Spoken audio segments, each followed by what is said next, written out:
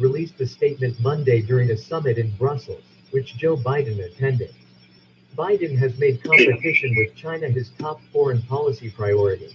He has framed the struggle between the procedure, I believe now, is they need one that will determine contact information for either one of those, or they can set that up directly. He has ordered several areas of the federal Okay, government yeah, I to apologize, structure that's with right. the goal of countering a modern China, including the United States Give military. me a good contact number and we'll Secretary of pass State Tony Blinken and National Security Advisor Jake Sullivan met with their Chinese counterparts in Anchorage, Alaska, in March for the administration's first major meeting with China. The pair laid out all of the deep concerns that the United States has about the communist country, while China countered with dramatic speeches about police brutality in the United States. Biden and Blinken have sought to highlight China's ongoing human rights abuses to galvanize allies and the rest of the international community against the Chinese Communist Party. Blinken testified to Congress in March. The more China hears not just our opprobrium, but a chorus of opprobrium from around the world, the better the chance that we'll get some changes. It would be very important if China claims that there is nothing going on that it gives access to the international community, to the United Nations. If they have nothing to hide, show it to us. Show the world. You sure you're going to have enough water?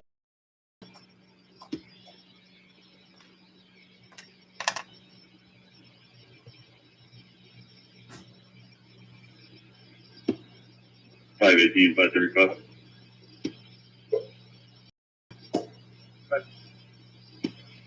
Leave another ad. You in Jersey City in Grandma's kitchen. You always with a baby want to sit on my lap. Does your company need to be more agile? Yes. Do your people need to have a more diverse mindset, skill set? They do. Do you need to be faster, more inspired, more capable? You are. Independent talent is no longer a temporary solution. It's a permanent evolution. Hey everyone. This is so good. Get the vaccine, save lives. Not since World War II have we been called to come together. 5:35. The valley is a low place between mountains. It's often a place of vulnerability and risk. Things that seek to derail or harm you in some way can be lurking. So it's need to pay an admin fee, have cash. Yet David assures us in his psalm that even in the valley that casts shadows of death, Jehovah Rohi provides comfort in his presence. Can't come in, those 71's returning. The Lord is my shepherd, I shall not want. He maketh me lie down in the green pastures. He leadeth me beside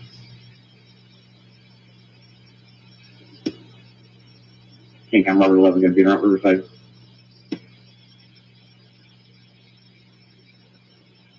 Riverside.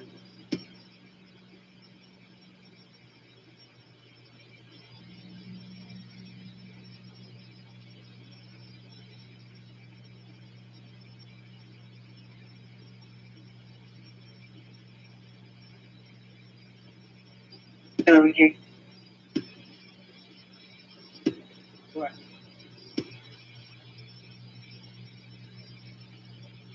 And then in the area, 478 North Cottage Avenue, there was no history on TX. We got voicemail callback.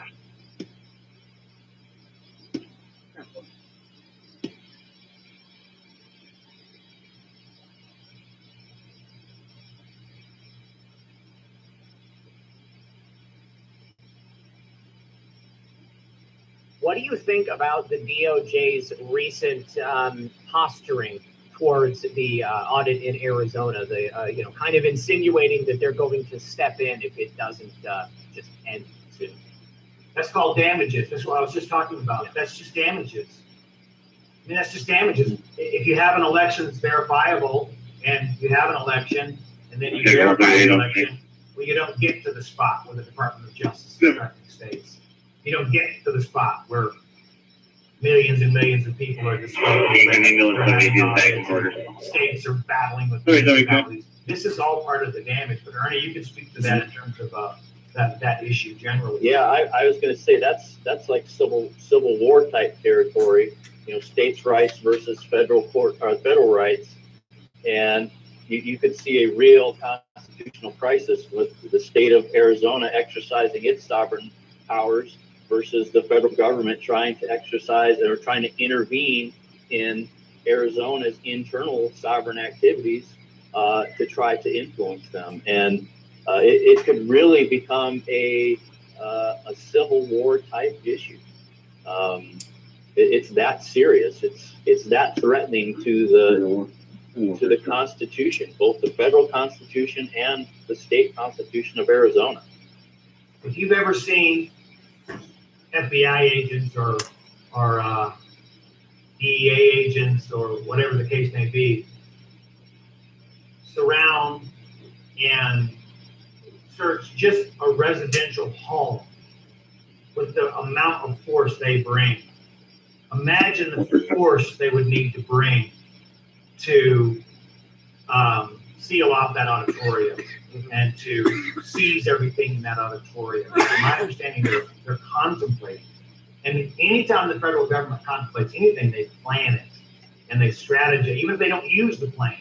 So that tells me that they're planning it now. Whether they're going to do it or not, they don't get caught flat-footed. The federal government's the most powerful entity in the known universe. They're planning it just in case right now. How many people would it take? I mean, think of the Branch Davidians. You know, they brought it in on horse trailers. I don't think they'll be bringing people in on horse trailers in Maricopa, but they're planning it, or he wouldn't have come out and said that. Imagine that. That's the damages. It's shocking to imagine the federal government stepping in to a degree like that. I mean, because you're right, it would be an overwhelming use of force. And I would have to imagine the government of Arizona is now considering what they would do in response to that. I mean, I can imagine the Arizona National Guard, you know, surrounding the auditorium there and keeping it safe from troops being sent by the federal government. I mean, talk about unprecedented. It's crazy. And you'd see a mass intervention by county sheriffs too. That's really the power line inside the state is the county sheriffs who can kind of take control of situations at the local level at the end of the day. And we know that there's the sheriff of Maricopa County is not necessarily on the side of justice here. Yeah, owned by George Soros. I'm sure that he would stand for the federal government rather than standing for the people of Maricopa County. So you had said earlier that this is probably a multi-year timeline, but you're looking at going before the 10th Circuit Court for the appeals process by September, you said? Well, I mean, we could just time it out. Our opening brief is due here in a little bit. We may request an extension because of all these motions for sanctions that just keep pouring in from these defendants that just were so desperate to shut us down and to hurt Ernie and I personally so that we quit. So if we get an extension, that takes us into July. They file their responses, it's late August. We file our reply, that's September. We set it for oral arguments, that's October. They rule within 30 days, that's November. So even sort of at light speed, the appeal won't be over till October, November, December. I just use September as a reference to where we're going to be as a country in 90 days. I'm not making any suggestions that Trump's going to be back in August or anything like that. I'm just saying that when you have a big portion of the population that wants that or believes that, that's just more of this damage. That's just more of this brother against brother, neighbor against neighbor, town against town conflict that's coming. You can tell it's coming. So by September, all of Lindell's information is at. I heard an interview where he said that attorney generals were involved. So if it's going to be Sidney Powell and Lynn Wood and Lindell, that's just going to be more lawsuits. And follow-up, 1062 North Chicago, Kira Allen. But if it's going to be attorney generals filing at the Supreme Court, I think that will be a little different than the previous case that was filed. And on the 9-0, all the other language we're using is serious. Ernie and I are focused on the damage to possible people. because we're interacting with the people and receiving affidavits from people all over the country. We're being accused of not researching, so on and so forth. As if What's the name on that number? Scientists, or as if we could just have our own auditorium and fund our own audit. No, Ernie and I are representing clients who are hurt, who are damaged. So I'll be out our at 45 we all minutes play to our drive part. trying to It's make on contact. your show every single time. We all play our part. That's just a little square. Our part is to help disgruntled people feel like they have. 11 a.m. Months moments from out of 10. You guys are good to go. Thank you. If you had an implant of some sort that was defective and it hurt you, well, what would you look for? You'd look for a lawyer. And then who would you find? You'd find a lot of other people with defective implants or heart implants or a stent or something that didn't work. And once you found that lawyer, what would that lawyer do? Well, that lawyer would start helping people and start interviewing people and getting people together to file their big class action. I'm going to take you back to the laundromat. It's called Michelle Argento would like a 21 from you. It's just so obvious. You know, to be treated like dogs, like the way we're treated, as if this is just some sort of sacred cow. You can't touch. You can't sue Facebook. You can't sue Mark Zuckerberg. You can't sue Center for Technology. In-service retraining release by moment. They're untouchable. All of those people. Dominion is just untouchable. So I think ultimately when it all shakes down, I think everyone's going to be thinking, man, someone should file a class action lawsuit. Absolutely. Go ahead. Go ahead. So, you know, like in the lawsuit, you get a bad implant, and then there's a class action lawsuit, and then they say, okay, you won the case, and everyone gets this much of damages. What does you have a similar result? What does the result look like here? Years down the line, when they either settle or get a judgment, what does that look like? Well, ideal situation. We've all, and I've said this on the show before too. We've all gotten that little card in our mail. Oh yeah. That says, hey, do you want to join this credit card lawsuit? Because 30 years ago, they didn't calculate your unit. And hardly anybody sends back the card. But if you did send back the card, maybe about a year and a half later, you'd get a check for 75 cents. Okay. But that credit card company doesn't round up your interest rate. You see what I mean? So the whole point is, if every registered voter who has been damaged with a it's ticking, you're hurt. You just don't know it yet because it hasn't leaked or malfunctioned or whatever the case may be. So I know the Democrats won, so they don't think they've been hurt. Once it all comes out, the states really do start to decertify their election, not because we asked them, not because a federal judge did it, but because a state did it. Then everyone's going to realize that everyone's been hurt. And even if it was $1, it's 160 million, or $10, that's 1.6 billion. $100, 11.6 billion, or $1,000. That's what we would argue in front of the jury. We would say, ladies and gentlemen of the jury, you've got to give every registered voter at least $1,000 per registered voter. That's 160 billion. We've been criticized both ways for that number. We've been laughed at because we've been accused of grandstanding by choosing this big number. But for our clients, they think it's for being away for just because isn't this person and their right to vote, isn't that right to vote priceless for that person?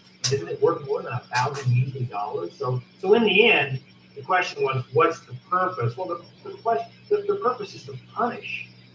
See, the ladder company either puts that sticker on the top shelf and makes that ladder a little wider, puts the bar in between and makes it stable, or they stop manufacturing ladders. So that's the whole point. The Pinto, or didn't make the Pinto. You don't see Pintos driving around anymore. You don't see gas tanks exploding anymore. Well, because it was a big class action lawsuit and very much money. So that's why we have the case, is to play our own part. Maybe it's 43 something. This is how you want to operate. We're going to get sick. We're the one being sanctioned. But hopefully that will resolve itself. Because in the end, it seems kind of obvious that if you hurt these people Oh, pretty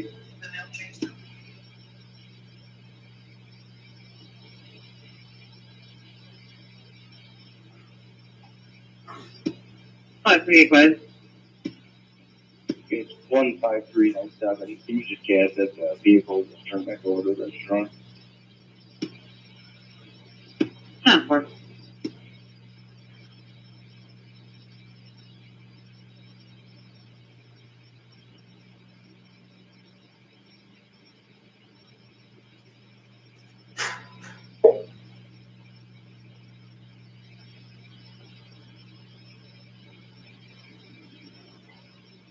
I said, oh, my name.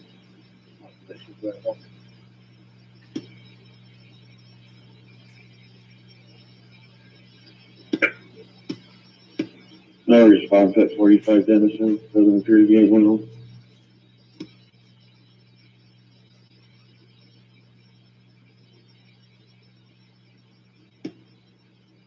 Edward Adams, Utah Middle, 4788.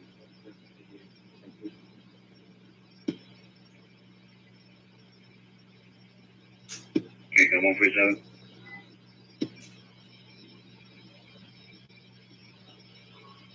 Go ahead.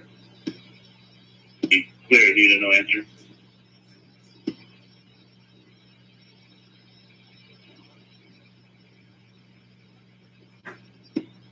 One 147. Do you want to take another address or no? Yeah, I'll be in out there now. Yeah, so meet you over.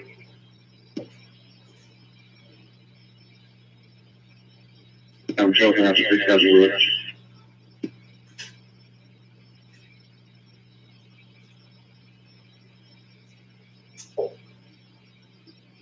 I'm sorry, I'm taking another call. You're going where? 670 Lewis. Stand for it.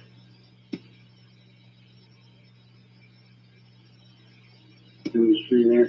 Sure. Okay, 1401 Massachusetts.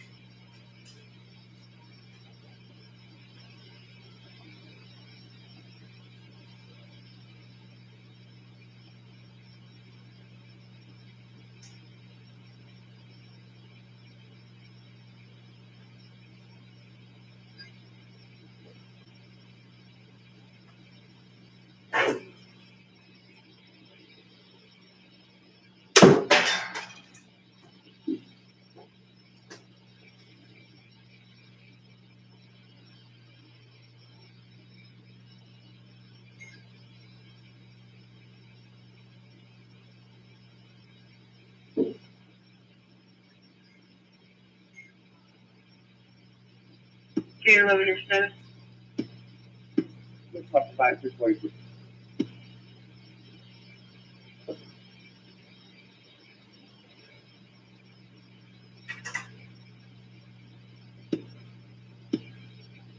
Right. Service 1 last 11 ROS photos fact sheet blank. So,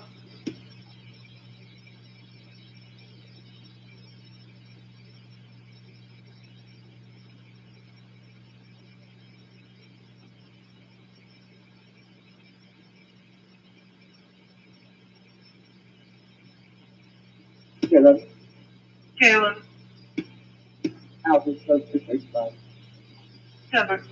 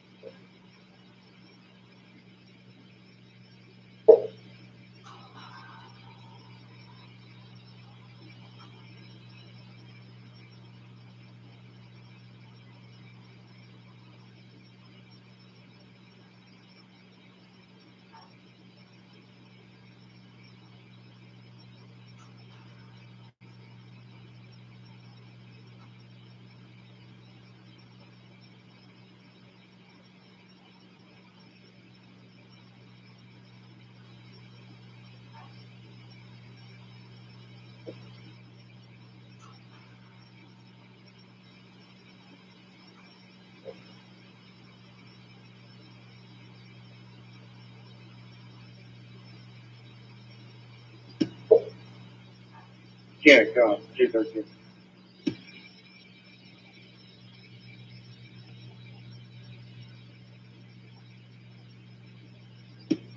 So, today, now I have a 1050 RS.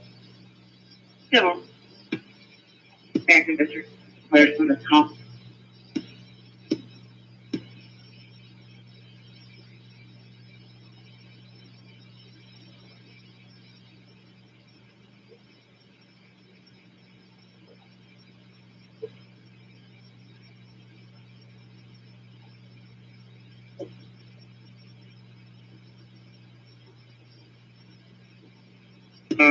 Rush 128. 120. 6 Flight Command, returning to station. Okay.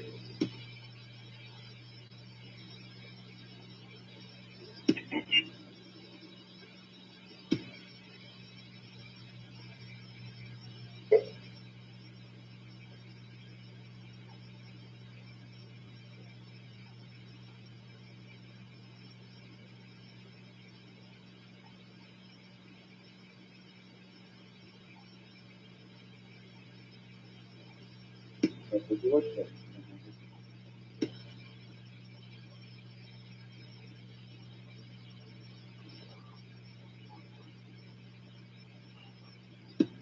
543, incident number 15537, 15537.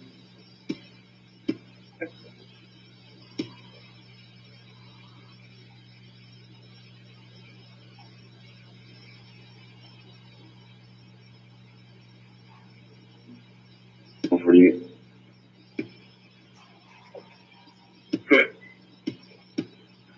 There's no response to this address either. You need to ask for now. I'm going to call the detective back.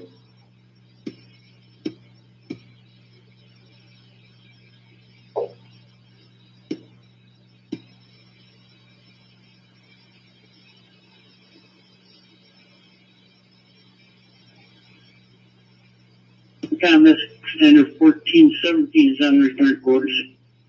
Oh, you got your turn.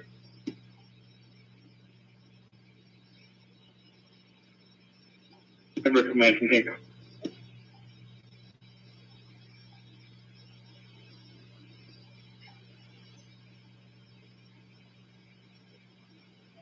Still need to come.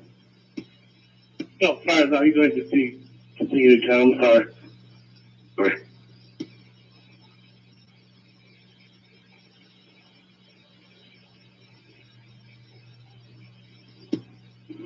Come Command 9001. Stay in and moments release. Stay in moment and Bravo 1.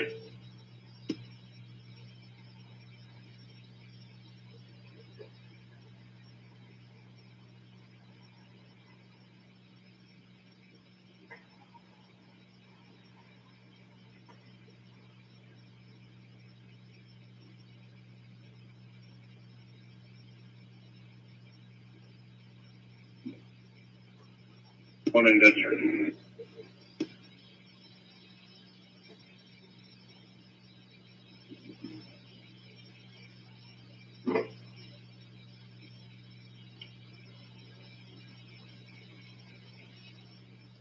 James Johnson, one release back under command on the return. Over here, 171 also, I got your copy. Oh.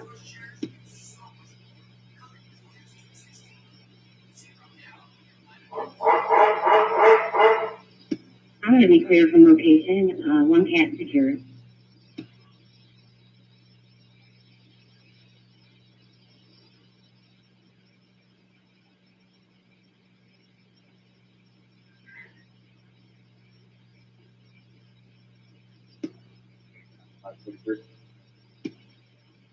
Fine, 43-1. Just for the 43, I'll be on that narrative. Nothing for status. 10-4.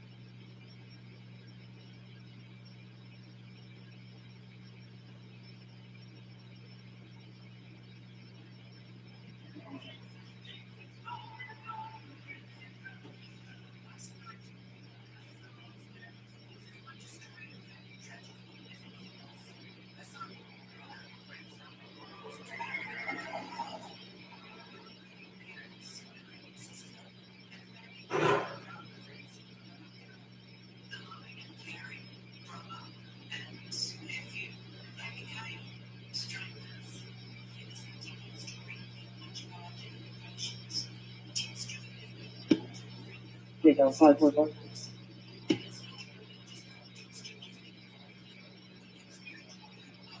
Go ahead. The that was basically taken out. 28 year ready to session.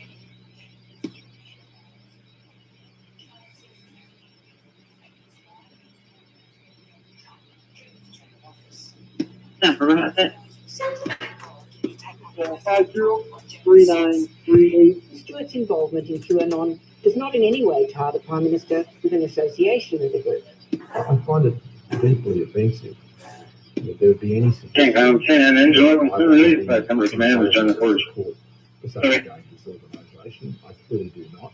But last night's Four Corners program documented a deeply troubling trail of text messages which raised the possibility Tim Stewart was able to get the Prime Minister, probably unknowingly, to include a hidden message to cult supporters in his apology to victims of sexual abuse in 2018.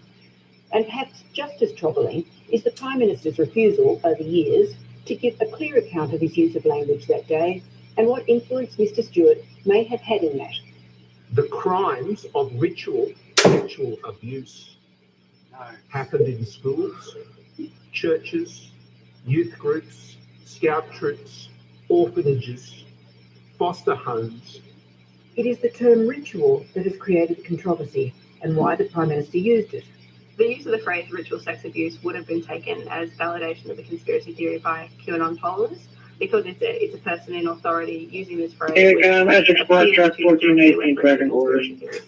Four Corners last night documented a series of text messages from Tim Stewart referring to his attempts to get the PM to mention ritual abuse ahead of the speech. The program...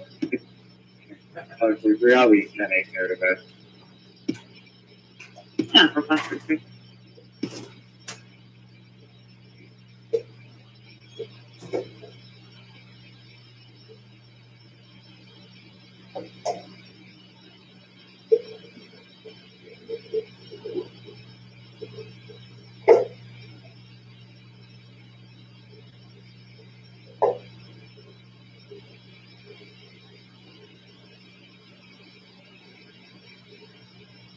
Yeah, Gulfport Engine 110 is going to be en route to the I-12 for the 111. Okay, 110, got your run.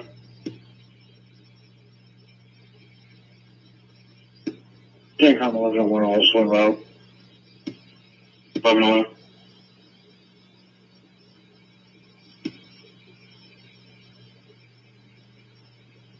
Now, I'm giving the vehicle description.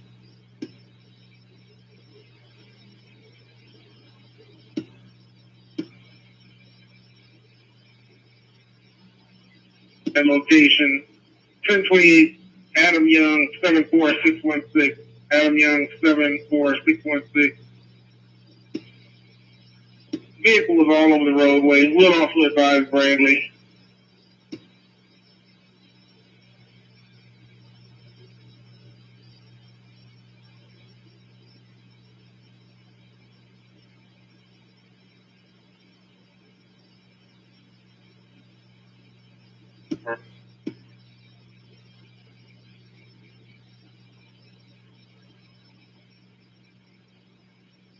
I'm on with Paul. Paul. Clear the thing and stand by. We're going to ask him on the change you can clear. Okay. 131. 31. 137, 137, 10, back in service. Okay. Okay, come on, driver side, clear St. Mary's on the return.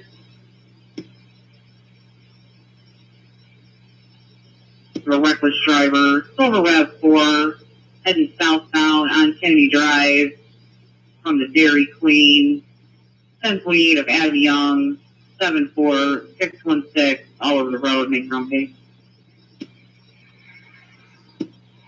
35 civil.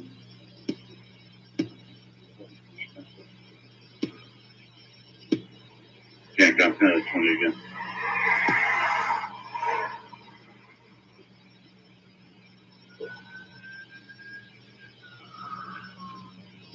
Go ahead. 35, it's Adam Young, 74616. Adam Young, 74616.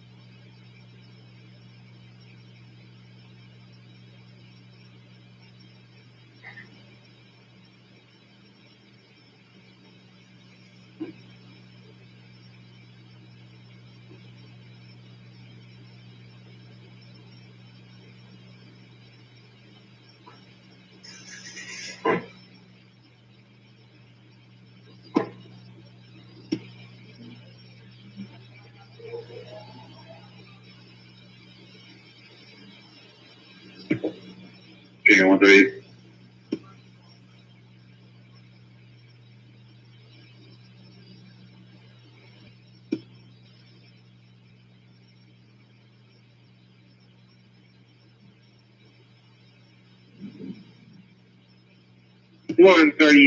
There's a Bradley unit following that vehicle now.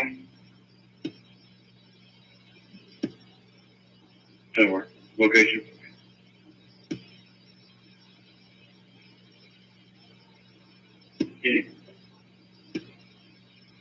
Ground 2. Gamecom 141. Oh, the north of Kennedy. You know where traffic go at? 141 is off shift. Okay. If it's southbound north of Kennedy, I'll be 10.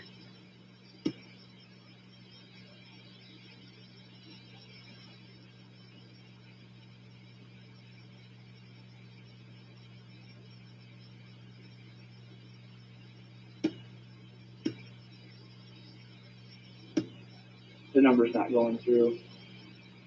Are you still on the line with him?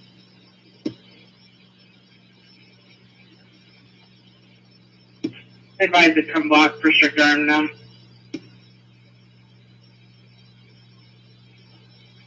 No, well, I got the fuck my guy.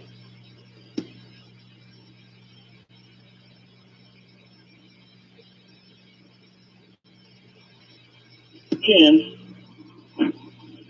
I'm about 3 vehicles stopped that all pull out in front of an ambulance on a code, stand by on North Street, Kennedy.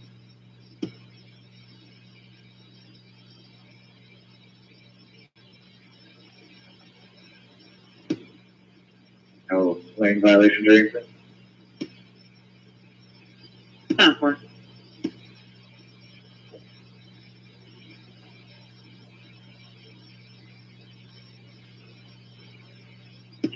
Okay, got one week on attachment to 38.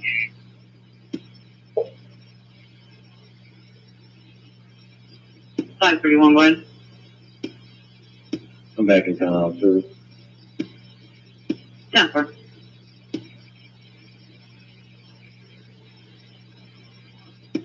I think I'm on a 3 vehicle stop at Kennedy and North.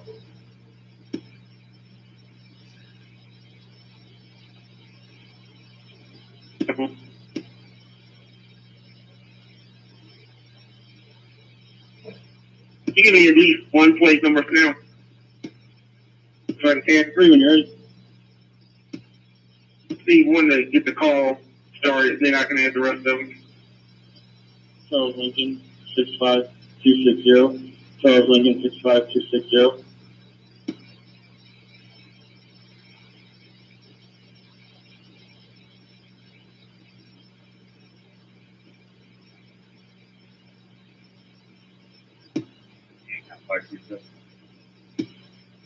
Five 37 1. 10-4.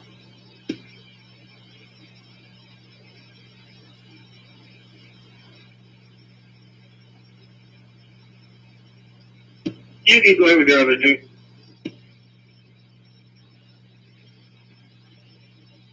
If you want to attach me to that 35 stop, I'll head over there with him. 10-4. 4335, I'm just reading the narrative. I'm going to give him a call now.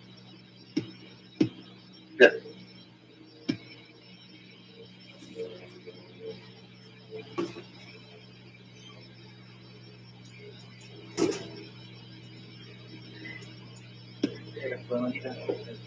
I'll start talking later. Be through. Okay.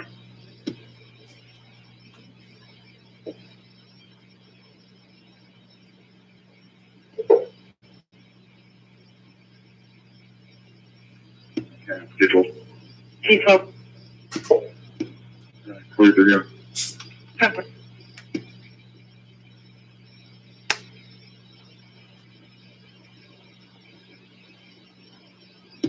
Give me the 43s out here.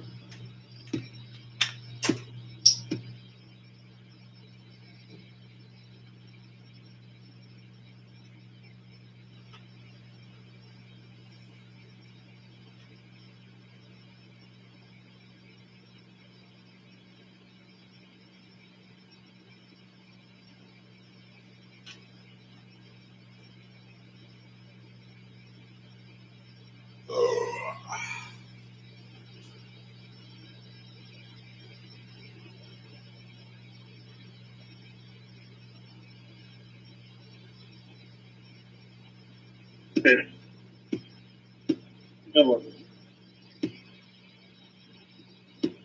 You can give me your other 28th if you need to.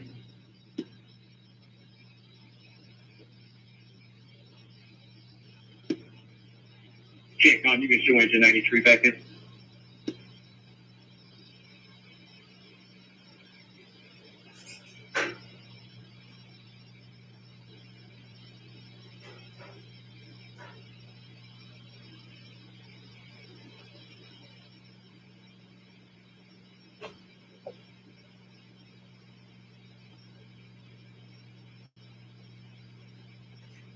And then engine 11, 9 quarters.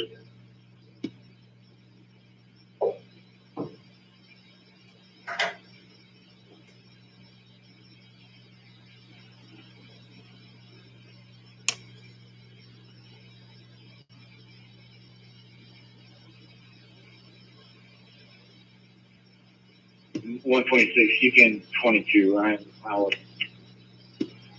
Denver.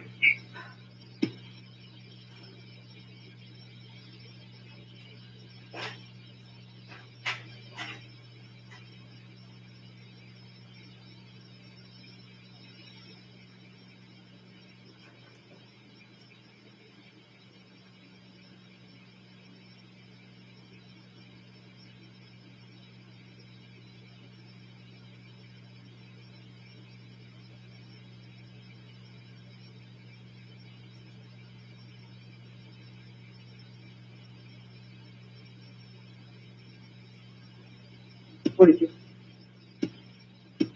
Denver, 546.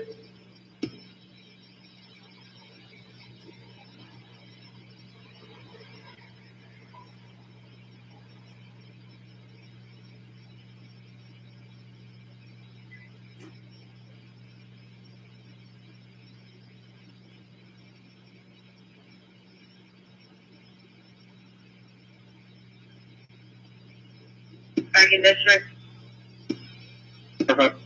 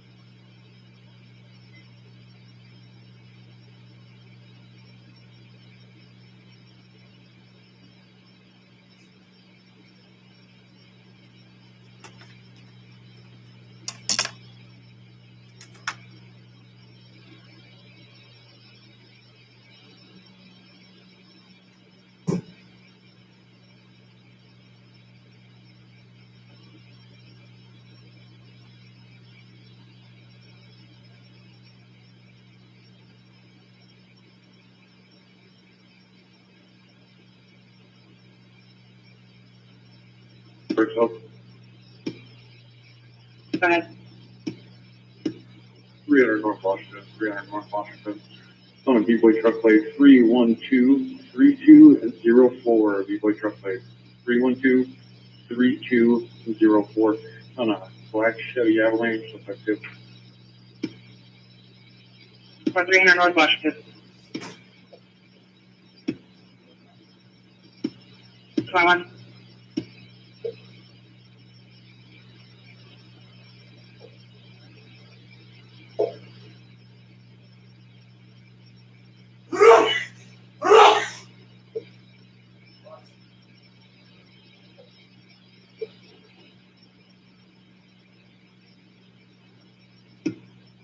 Yeah, yeah, 14. 13. 10-19, I'm having radio issues.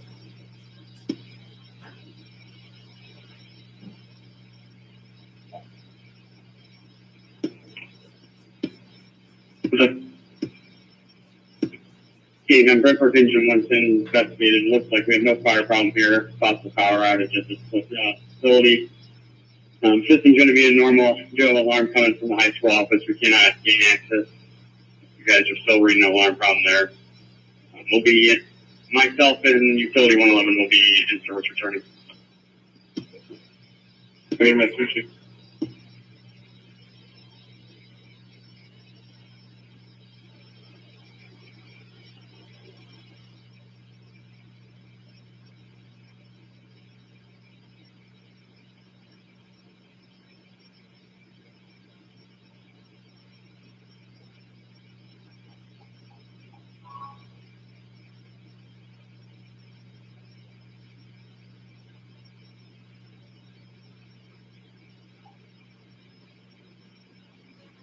Text message received by Associated Stewart with a copy of a message he had sent to his wife, Nell, who is not only best friend of Ian's wife, but who was also working for the couple at Kirribilli House. An army of victims and therapists would specifically love it if Scott's apology referenced ritual abuse victims. This exact wording is a key phrase for victims. Think of this like a code that sends a direct and clear message that they have been heard by Scott specifically. On the morning of the parliamentary apology, there were further text messages from Stewart. Good morning, mate. I think Scott is going to do it. Pretty sure speech is at 11. I hope he says it. Scott is very aware of the enormity of today. Your country believes you. After the speech, Tim Stewart and his son Jesse, who is also a QAnon follower, tweeted, "You know the Great Awakening is in full swing when the Australian Prime Minister at Scott Morrison MP mentions ritual abuse. Scott is a patriot." The Prime Minister has refused to answer media questions about his relationship with Mr Stewart on multiple occasions. 3 sets of questions asked in the Senate about the relationship and the controversy have gone unanswered. A response his office has given to the question of the term ritual abuse only raises further questions. The term ritual is one that the Prime Minister heard directly from the abuse survivors, and the National Apology to Victims and Survivors of Child Sexual Abuse reference group he met with in the lead up to the apology, and refers not just to the ritualised way or patterns in which so many crimes were committed, but also to the frequency and repetition of them. Four Corners reported last night that it had spoken to most of the members of the reference group and seen their formal written advice. The phrase ritual abuse is not mentioned. The Prime Minister's office today pointed out the phrase appears in the Royal Commission's papers in summaries of victim stories. Beyond the question of the Prime Minister's relationship with Tim Stewart and the origins of the language used in the historic speech is the broader one about the PM's sense of accountability. This includes answering questions about another close friend, Hillsong pastor Brian Houston, who was censured by the Royal Commission into institutional responses to child sexual abuse, and who Mr Morrison eventually admitted he had tried to get invited to a White House dinner during a state visit in 2019. But this was only after an earlier response to questions from reporters. Tell us what happened. I don't comment on gossip. Honestly, it's not true. It's all gossip. Did you actually put a request in for him to I don't comment on gossip and stories about other stories. Does that mean it's not true though? It means it's gossip. Why all the secrecy on stuff that on the surface would seem to be not that big a deal? Well, I've disclosed the issues you've referred to. So, I mean, in relation to one of those matters, I mean, I could have been more candid at the time about it. I wish I was, but frankly, it wasn't a big deal. National security has been the Coalition's political bread and butter for years. Tim Stewart's family said in last night's program that they had been alarmed enough about Tim and Jesse Stewart's behaviour that they had reported them on a number of occasions to the National Security Hotline. I don't know what might happen in Australia, but that's what raises our concern, that we do have family members who are involved in something that could finish up being a threat to Australia. The Prime Minister's absence in Europe this week means he will not be in Parliament to answer questions directly, but the opposition was upping the ante today. The Prime Minister has, for almost 2 years, refused to answer any questions about his friendship with prominent QAnon supporter Tim Stewart. Why? the fact that those opposite may wish to ask questions about the husband of a friend of the Prime Minister's wife. It's a question for them. If the Prime Minister of this country has allowed a discredited conspiracy group, which is dangerous and regarded as a terrorist threat by the FBI, have input to government statements, then that is a matter of the most serious grievance. Okay. Could you update that? Hi, I'm Lisa. Thanks for watching this story. If you'd like to watch more of 730 stories, they are on the left of your screen. And tap on the button below to subscribe and get the latest from ABC. Last name is Sam Ocean, Tom Ocean. First name is Jose, middle is S. Sam, date of birth 1502, male Hispanic, he is 20.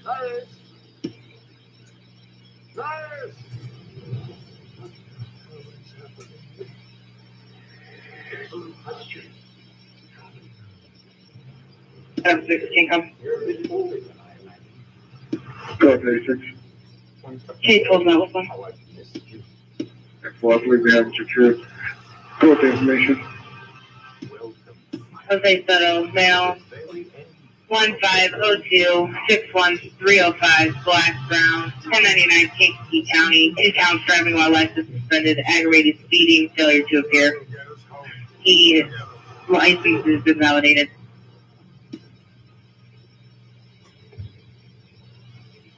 Twenty 76 JCDC 1 male, 21 service. Well,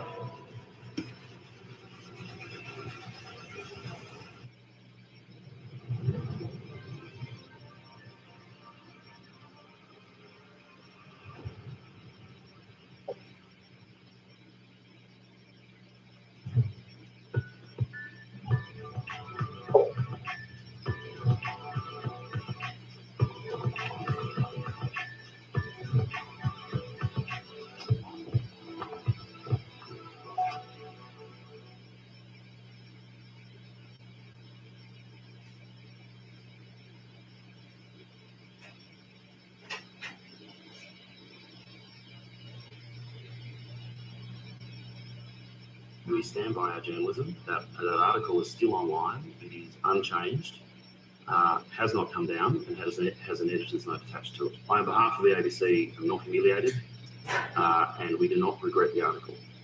Hello, Norbury. Welcome to Media Watch. And that was ABC Managing Director David Anderson in Senate estimates today, talking about the defamation trial of the century that wasn't. And what a contrast it was to how the former AG Christian Porter spun it last Monday, when he told the media he'd won a famous victory for himself and all Australians. The ABC has been forced to express regret at the outcome of their reporting. They regret the outcome of that article. That is a humiliating fact no matter what way they want to spin it. Most of the media took Porter's claims with a large pinch of salt, but 7 News adopted his headline for its tweet that night. Several commentators also claimed the ABC had been defeated, with Daily Telegraph political editor James Morrow declaring, "It was a loss for the ABC, an organisation which now sees its reputation as an ideologically closed shop, filled with one-eyed crusaders set even deeper in cement." Meanwhile, his colleague Sharry Markson took to Twitter to say it was not a great week for journalism at the ABC. That tweet has received around 1,500 replies expressing almost universal scorn. The Australian, Porter's longtime friend Peter Van Onselen launched a similar attack on the ABC's decision to stand by its reporting. Once you concede that on the balance of probabilities Porter is not guilty, what's left to stand by beyond unsubstantiated vigilante justice in lieu of a guilty verdict? And the Australians' Jared Henderson also relished the opportunity to bash the public broadcaster. And his activist journos hail a victory that never was. The Porter ABC legal contest demonstrates once again that the public broadcaster is essentially a staff collective. And adding to the pylon on Sky News was the Australian's Chris Merritt, who told Chris Kenny he was surprised Porter had dropped the case, but the ABC had made key concessions. They've conceded that some readers, mistakenly in the ABC's view, would have read that story and believed it to be an accusation of criminal guilt. Now, that's a pretty big back down. Is it really? So what do the experts think of Porter's victory? That is, the people who study defamation law or practice it for a living.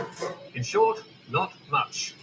Michael Bradley of Mark Lawyers, who acted for the woman who accused Porter of rape, tweeted, "Forget the spin. The settlement terms in the Porter case are simple. He has discontinued his claim. The ABC paid the costs of the mediation, but no damages, no apology, and the article remains published. What we call a walkaway." Bradley, of course, had skin in the game, and those mediation costs paid by the ABC to Porter's lawyers did set the taxpayer back $100,000, plus $680,000 spent on the ABC's defence. But Justin Quill, who's often handled News Corp's defamation work, was just as clear about the winner, telling Sky's Paul Murray, "So who's done better? Who's won out of the two of them? Look, I've got to say the ABC. Certainly if I was walking out of a mediation with that result, not taking the article down, not apologising, and not paying any damages, I'd be calling that a win." And writing in the AFR the next day, Quill offered a far more brutal verdict. In my view, this was a capitulation by Porter.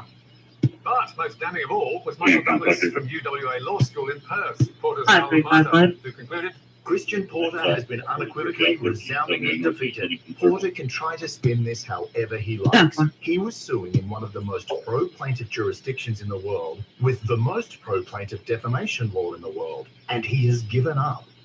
Almost all media commentators outside News Corp echoed that view. And on social media, former Labour Treasurer Wayne Swan was one of several to invoke Monty Python's famous Black Knight to explain the outcome. ABC backing down humiliated. Christian Porter triumphant. Also speaking to Porter's failure, perhaps, was the lack of comment from editorials in the Daily Telegraph and the Australian.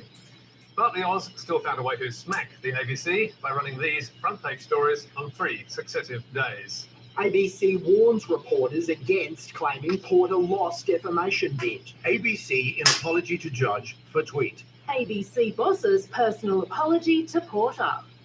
The ABC says it did not apologise to the judge for any tweets, and Anderson did not apologise to Porter for the story. As to an initial tweet about the settlement, since deleted by the Four Corners executive producer, Anderson told Senate estimates, There was a tweet by Ms. Neighbour, which was factually incorrect. It didn't accord with the deed of settlements. So I had concern about that one, yes. What action did you take when that was brought to you? I called my Director of News, Mr. Gavin Morris, and advised him he needed to get on to Ms. Neighbour and make sure that was corrected. Anderson's grilling of Senate estimates today from the likes of Senator James Paterson came against a backdrop of rising anger among coalition MPs, some of whom claim the ABC is running a campaign against them, and who cite the Porter case as proof. And to get a flavour of that anger, here is Liberal stalwart Michael Kroger on Sky last week in a full-blown attack on the ABC and its chair, Ida Buttrose. Ida should resign. I mean, Ida's been a terrible failure. I know there are many people in the coalition, including people in the cabinet, who regret her appointment. She and some of those board members should go. She's lost control of the board have lost control of the managing director. The managing director has certainly lost control of news and current affairs. Buttrose should go. She should go and go quickly. And potentially adding to coalition pressure on the ABC is another story that Four Corners has lined up, which was due to run tonight until management intervened. ABC management has reportedly knocked back an upcoming Four Corners episode by journalist Louise Milligan about the relationship between the Prime Minister, Scott Morrison, and a supporter of the QAnon conspiracy theory. The Sydney Morning Herald broke that news on Thursday and revealed it was MD David Anderson who pulled the plug, suggesting that perhaps he is in control after all. Social media immediately lit up with cries of censorship, and on Friday morning, Sunrise crossed live to ABC HQ every hour for the latest. The ABC says the story has not been pulled from air and any information to the contrary is misleading. That is indeed what the ABC said, first in a public tweet and then in a longer email to ABC staff from David Anderson on Friday, in which Anderson merely delayed the program until his concerns have been answered. Any suggestion that I pulled or blocked the program is simply not true. I reviewed the material and made an editorial decision it was not yet ready for broadcast, as any responsible editor-in-chief would. So, what do we know? Well, at the start of the year, Four Corners and reporter Louise Milligan began exploring the relationship between Scott Morrison and the leading Australian supporter of QAnon, a conspiracy cult that believes a cabal of satanic paedophiles operates at the highest levels of government. In doing so, the ABC was following up on a story that first broke in The Guardian in 2019, which revealed that one of the PM's friends was a QAnon conspiracy theorist whose wife worked on the PM's staff. Later, Crikey named the man as Tim Stewart and characterised him as a longtime friend of Scott Morrison, whose wife was best friends with the PM's wife, Jenny. And the smoking gun? Crikey noted the PM used the phrase ritual sexual abuse in a speech on child abuse, which was cheered by Tim Stewart on Twitter as a reference to the QAnon cause. Now, as proof of influence over the PM, you may think that is not super strong. And while Milligan is no doubt aiming to firm up any evidence, some in ABC editorial management still regard it as thin. David Anderson says he watched a rough cut of the programme on Thursday after upward referral from news boss Gavin Morris, and had concerns. As editor-in-chief, I independently just reviewed that story and wrote a note back suggesting that I felt there was concern about a couple of areas and was looking for other That was subject 1019 for a DC by TX. Meeting with the Barnett. He's from 846 South Boulevard. He's about a report. Also see reported today that there is, there seems to be some consternation that there is some clash between myself and the Four Corners team. That is incorrect. The programme is now back on the shelf while work continues. But in the meantime,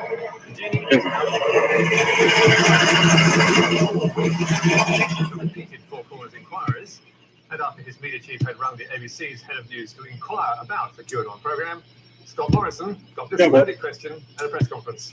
Are you concerned the ABC is involved in so-called vigilante journalism? Were the allegations put to you, and what is your connection to the centre of that story? 43's on that. And the response? Offence that anyone would connect him to QAnon, and this bar aimed at the ABC.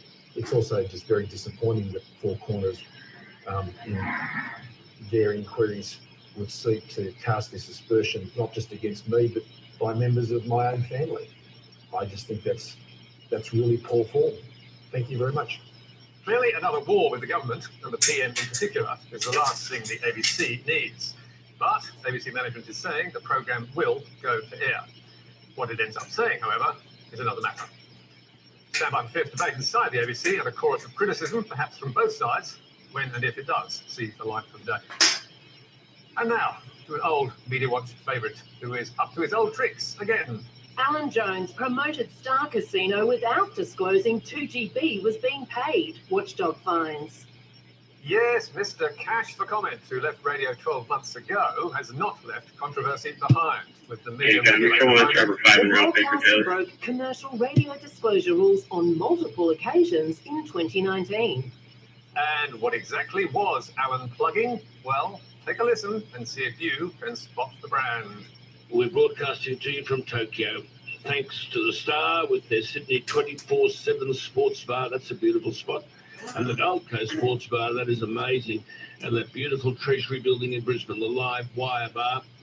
Wasn't hard, was it? In October 2019, Jones was broadcasting from Tokyo for the Rugby World Cup. And casino business, the Star Entertainment Group, was helping foot the bill. Something Jones's programme was happy to declare. Get the best insights with Alan Jones, live from Tokyo. Thanks to the 24/7 sports bar at the Star Sydney on 2GB.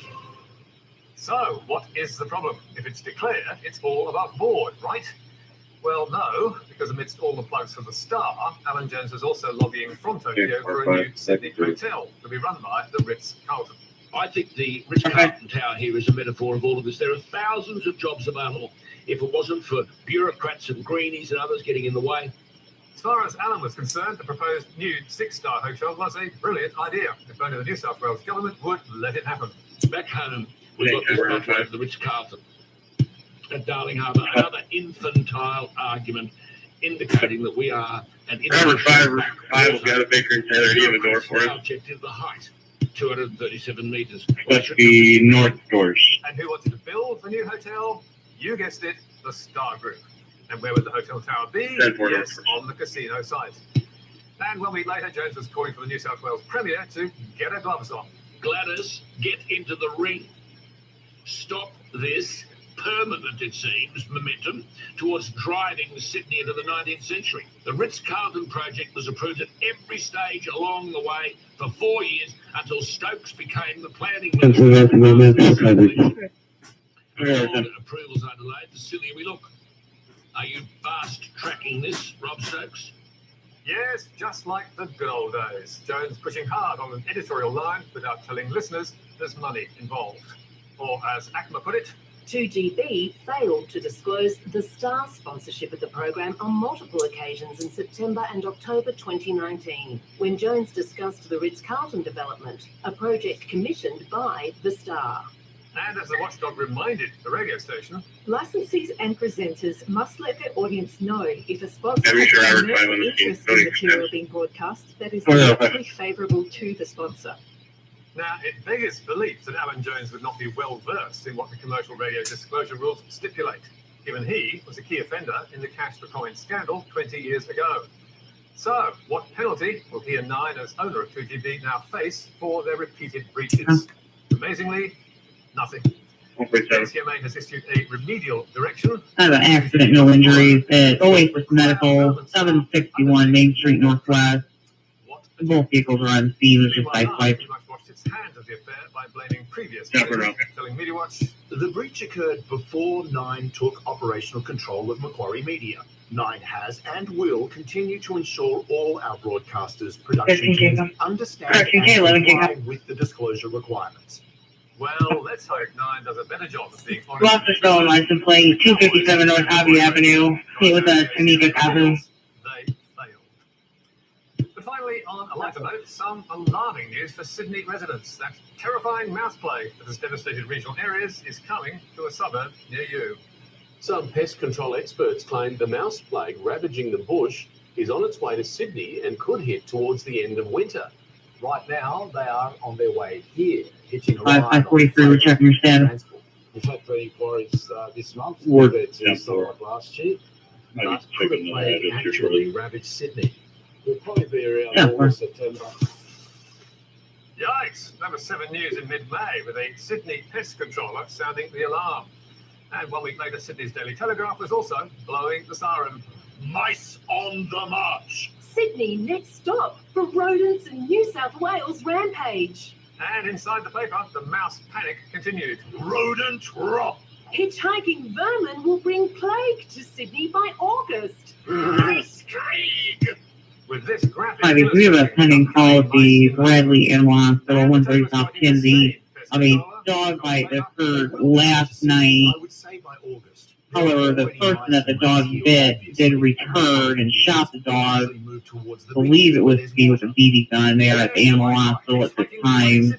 Making their way to the beaches. We have advised animal 1 week control. later, mice were plaguing the Sydney media again, with another pest controller warning today viewers. Michael, they've arrived, huh? They're well and truly here in Western Sydney. So, is Sydney really about to be invaded by a wave of country mice? According to experts, the answer is no. As University of Sydney Professor Peter Banks Yeah, told fair enough. 10 News First, But there's not going to be a plague in Sydney because there's just not the food here. There are already mice here anyway. There's just not the food resources to support plague numbers. and CSIRO's Steve Henry agreed. Will we get a plague in Sydney? There's simply not much food to support the numbers that we're seeing out west. So,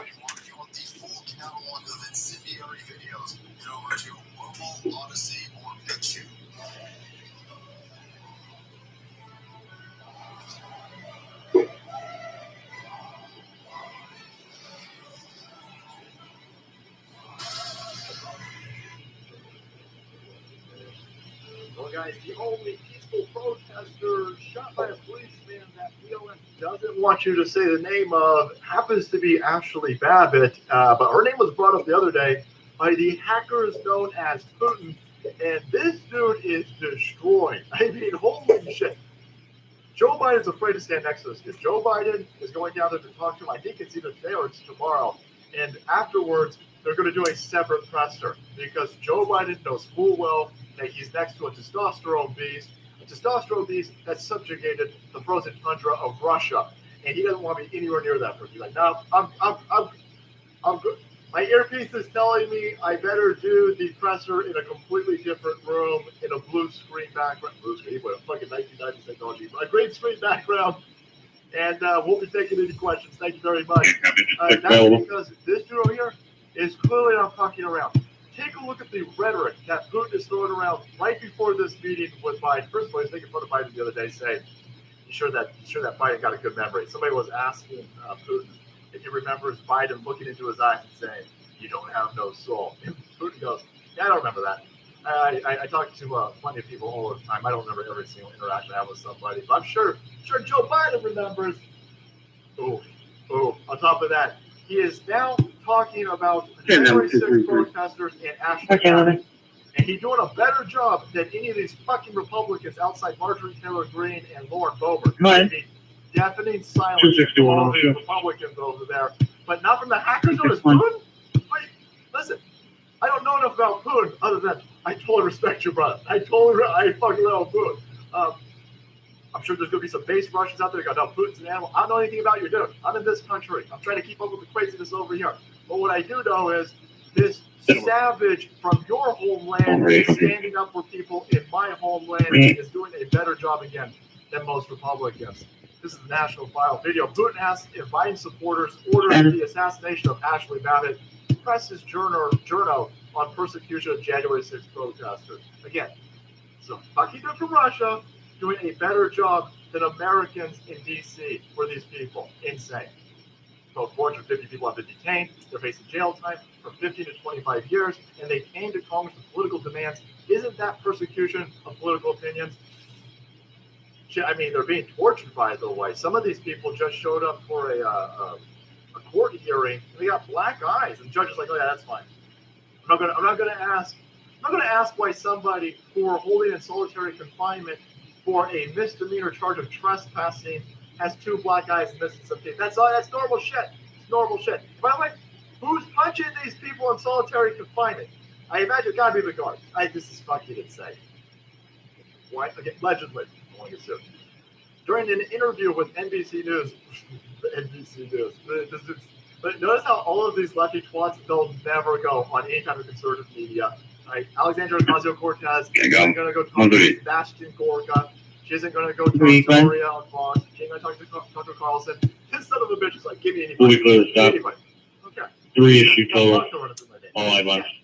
During an interview with NBC News, Russian President Vladimir Putin turned the tables on a left-wing reporter who insinuated that Russia is guilty of human rights abuses by pressing the journalist on Biden's administration for persecution of political opponents and the assassination of unarmed election integrity protester Ashley Babbitt. And the reporter aggressively asked, quote, "Did you order Alexei Navalny's assassination?" Putin responded, quote, "We don't have this kind of habit." 543 status. I'm not going to argue with him. We're not going to argue with him, but Paul, I don't believe that for a second. I don't want to offend you, Putin. We don't have this kind of habit of assassinating anybody. That's first. Secondly, I want to ask you, did you order the assassination of the woman who walked into Congress and who was shot and killed by a policeman? Boom! Charles Union 2503 returns clear ballot to Tamika T. Calhoun out of Kankakee on a blue 2004 Infiniti 4-door. Okay, we're super duper woke. We're super duper woke. We take on all of the atrocities of who white supremacy keeps us boys for the last 5,000 years on this continent. It's all of our fault, everybody. We take total responsibility. We care so much about human rights and human suffering. We care so much about all of the black indigenous, BIPOC, fucking rock people. Everything, man. Everything. Yeah, and what about those political protesters that are being tortured right now? Oh, no, fuck them. They're white. Fuck them. Can't go Robert Templeman. This is all nonsense. It's say that we have to appeal to the Russian. Is Russia going to come save us? First of all, no one's coming to save us, Americans. But do we got an ally in Russia? Holy balls, friends. Shake it out. Interesting. But this is Putin out there, and he smells blood in the water. He recognizes that Joe Biden is a fucking potato. And Putin knows that he can come out there and he can say all types of crazy shit. He can say whatever the hell he wants. Because he's not up against anybody who's got the brain capacity and the mental acumen to do anything about it. Joe Biden, That motherfucker falling asleep during G7, guys. The entire G7, every aspect of G7 was a complete unmitigated disaster for the optics of this country. A fucking zombie walking around. The guy's a complete fucking goofball. Nobody takes this dipshit seriously. And here's Putin. Putin coming in. He's talking to American media going, yeah, your country's over here assassinating peaceful protesters. Your country is over here detaining peaceful protesters. Whoa. Holy shit. They're going to get hot, boys. We in for a hell of a summer. There you have it, guys. Putin ain't taking any shit from the lapdog media over here in America, and I love to see it. All right, guys, thank you so much for watching the Video Sports Show. If you want to be kept up to date with the hacker numbers, Putin, hit that subscribe button and make way. Because the soul must flow. Putin, please don't take any offense to the vodka joke. I'm sure you got regular blood in your veins. And again, of course, I know you would never kill anybody. I know Russians would never kill anybody. Please don't kill me.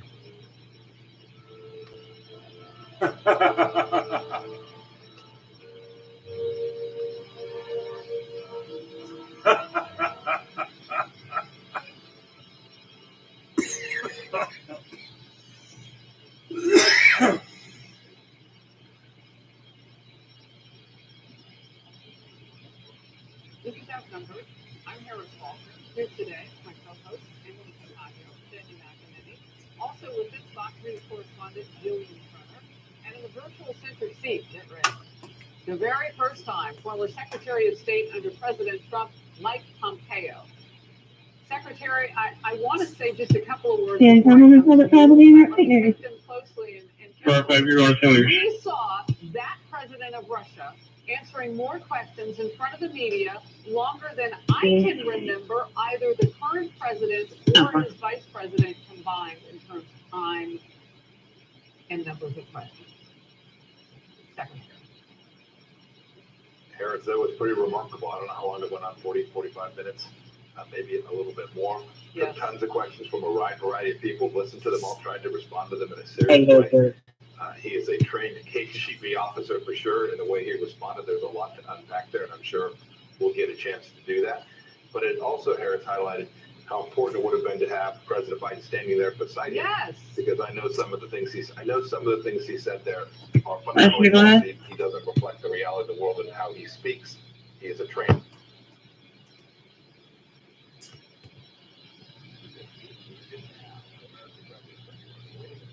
That's not right. And confronting it. Well, not only that, somebody made the decision with Biden going last to make this all about Putin.